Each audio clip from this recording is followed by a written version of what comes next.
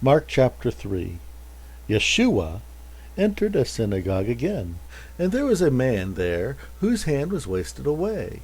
The Pharisees were watching him to see if he would heal him on the Sabbath, so they could make an accusation against him. So he said to the man whose hand was wasted away, "Stand up in front of everyone." Then he also asked the Pharisees, "Is it against the Torah to do good or to do evil on the Sabbath, to save a life or to destroy one?" But they remained silent. He looked at them with indignation, grieving because of their callousness. Then he told the man, "Stretch out your hand." He stretched it out, and his hand was restored. The Pharisees went out immediately and met with Herod's partisans, conspiring as to how they could destroy him. Yeshua and his disciples headed for the sea.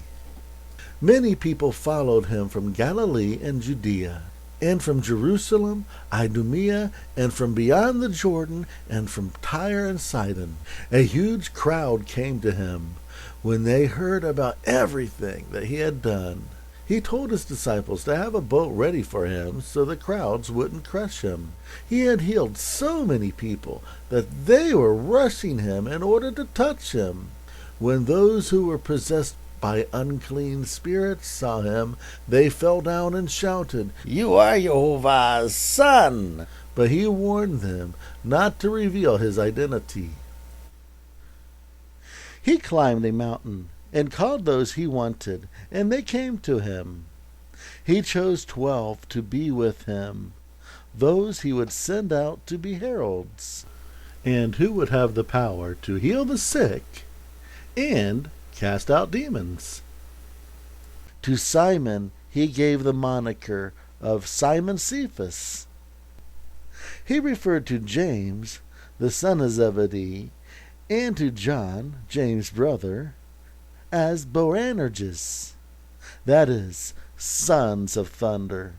He also chose Andrew, Philip, Bartholomew, Matthew, Thomas, James the son of Alphaeus, Thaddeus, Simon the Zealot, and Judas Iscariot, who betrayed him. Then they went into a house, and again the crowd gathered so they couldn't even eat. When his family heard about it, they went out to restrain him. They said, "He's out of his mind."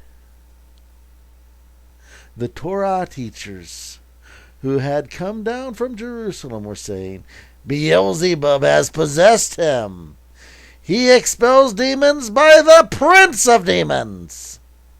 Yeshua called them and appealed to them by an analogy, asking, "How can Satan cast out Satan? If a kingdom is divided into fractions, that kingdom can't remain intact. If a household is divided into fractions, then that household won't remain intact. If Satan rebels against himself and is divided into fractions, he won't remain standing. He's finished.